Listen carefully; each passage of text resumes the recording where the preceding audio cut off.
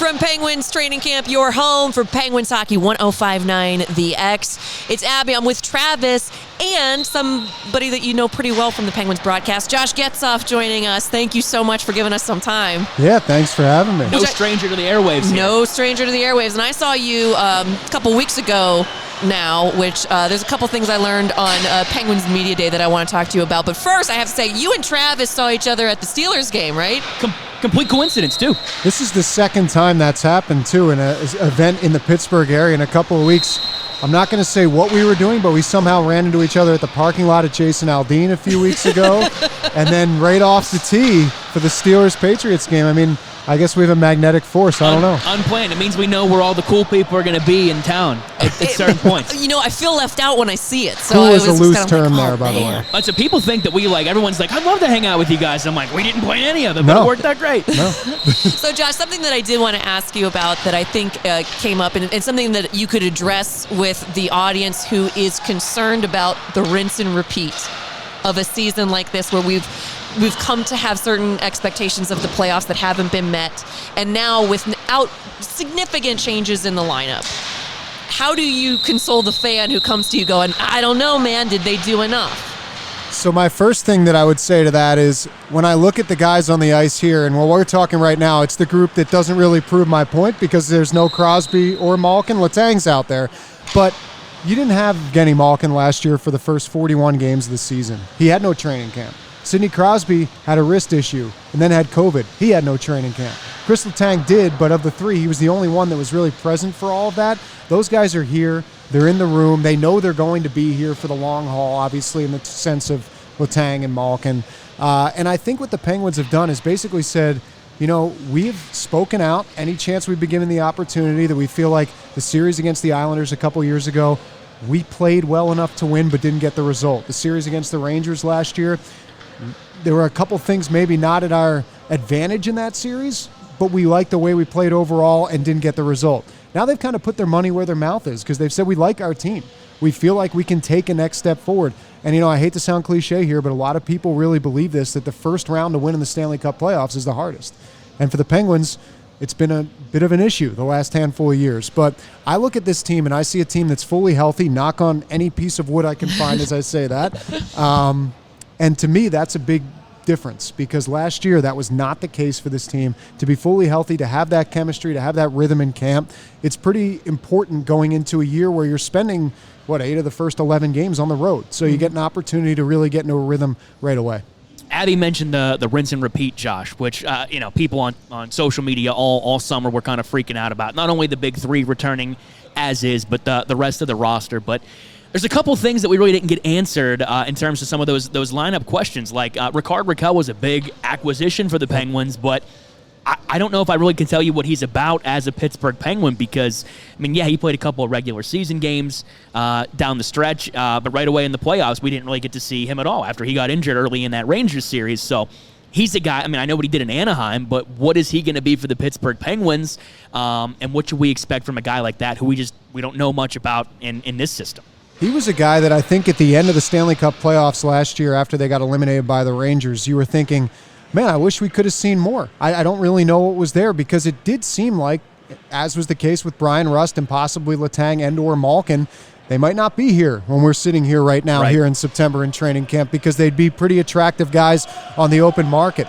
With Rakell, I feel like the Penguins have a bona fide top six winger who likes to shoot the puck, which is something they haven't necessarily had with some of the guys they put with Evgeny Malkin and or Sidney Crosby over the last couple of seasons. I like his game a lot. I think it translates well to the way the Penguins want to play. One thing that I would say that I find pretty interesting is that Mike Sullivan loves to group his forwards. He never will necessarily tip his hand totally at his lines in training camp, especially the first day.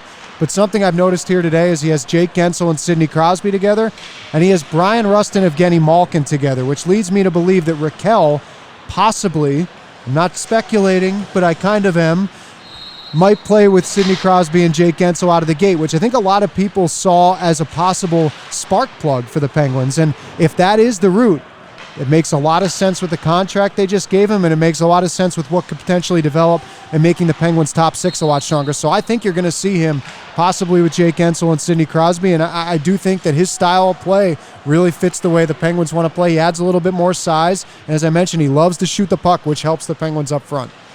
Yeah, and I mean, it's a long season too, so I feel like you're going to see, guys get injured, things get changed, things just don't work out. So Sure. what you see on opening night is not necessarily what you're going to see a week from then, let alone in February and March when you're trying to, make a move in the standings. So we were talking off air, Josh, about who has what to prove this season for the Penguins. And the one guy that just popped up in conversation was we were talking about Teddy Bluger skating around out there.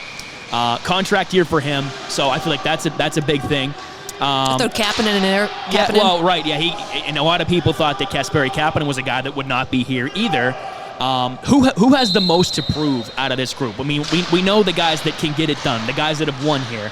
Who has the most to prove over the next 6-7 months? Well, I'll use Bluger and Kapanen as examples because I think they're good ones, and they're two different kinds of situations. For Teddy Bluger, before he broke his jaw against Winnipeg last year, he was as strong of a third line, fourth line center as there was in the NHL. He gave the Penguins a lot of valuable minutes on the penalty kill. He was having a career season offensively, and really, when he came back from that broken jaw, he was a shadow of the player that he was before that. He never really gained that ability back. So I'm curious to see what he looks like this year because I think he has a lot to prove as far as getting back to that Bluger form that we know, and being in a contract year certainly should motivate him.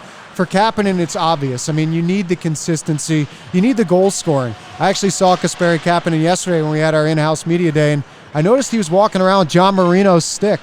And I said, hey, I know he's not here anymore. How'd you get that? He's like, I'm just hoping maybe this has some extra goals in it for me this year. So he's aware of it. He makes light of it. We can laugh about it now, but you guys know just as well as I do, if we're sitting here 2 months from now and he has 2 goals or 3 goals, it's the same old story. We all know the talent's there for him. And honestly, the Penguins are the greatest beneficiary if he gets going, because then all of a sudden you have another guy that you could plug into the top 6, or even better yet, float down to the third line or fourth line that can give you those 15, 20 goals or more that we know Kapanen is possibly capable of. He's, to me, a huge wild card. But to me, if I look at the forward group, the biggest wild card is Jason Zucker, because he brings so many of the intangibles of, the hard to play against mantra. He's a leader on and off the ice. He's worn the A when certain guys have been out, but he's also been out a ton himself. He only played 41 games last year. And I think in the playoffs against the Rangers, you got that glimpse of the player that the Penguins need him to be. And if he can be healthy out of the gate this year and be that player for them, he dramatically changes them up front. Well, Josh, we can probably ask you a million questions about this Penguins team, but it is just day one, and we'll have a lot of chances to catch up as things progress. But, man, it's just great to be back. It's great to see you at the rink. It's great to be at the rink. A lot of people have been commenting about how it's, on the media side, this is the first real chance to get back and talk with the players and have full access. So me and Abby, thrilled to just be in the mix today, and we're looking forward to each and every call you and Borky have all season long, and it starts on Sunday, right? It starts on Sunday. Yeah, right? We can't wait. 1 o'clock, Columbus. Not like I'm counting down, but I think that's like 2.5 days away, right? Well, it's crazy because even today is kind of a yin-splosion because we get to be at training camp all day. We'll have a Steelers game tonight. Right. But on Sunday, when I saw there was going to be a Sunday game, I'm like, oh, man. But there's no Steelers game on Sunday, we get so it we're all good. Ourselves. Yeah. We got it all to ourselves. And you will hear Josh on the X calling the game with the old 2-9er Phil Bork here on your home of the Pens, 105.9 The X.